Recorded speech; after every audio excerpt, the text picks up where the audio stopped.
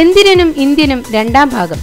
തൊട്ടതെല്ലാം പൊന്നാക്കി എന്ന വിശേഷണം നന്നായി ഇണങ്ങുന്ന സംവിധായകനാണ് ശങ്കർ.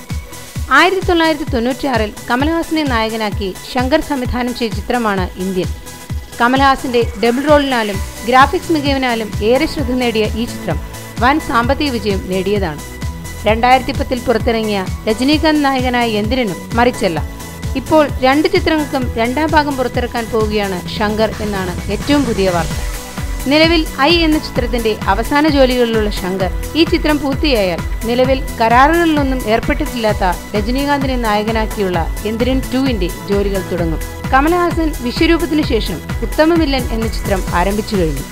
അതിനുശേഷം ദൃശ്യത്തിന്റെ റീമേക്കാണ് ചെയ്യുക. അതിനും ശേഷമായിരിക്കും ഇന്ത്യൻ 2 തുടങ്ങുക. ഓരോ പ്രധാന വാർത്തയും ഇന്ത്യ ക്ലിപ്സിലൂടെ അറിയാൻ ഞങ്ങളുടെ ഫേസ്ബുക്കിലും ട്വിറ്ററിലും അംഗമാകും.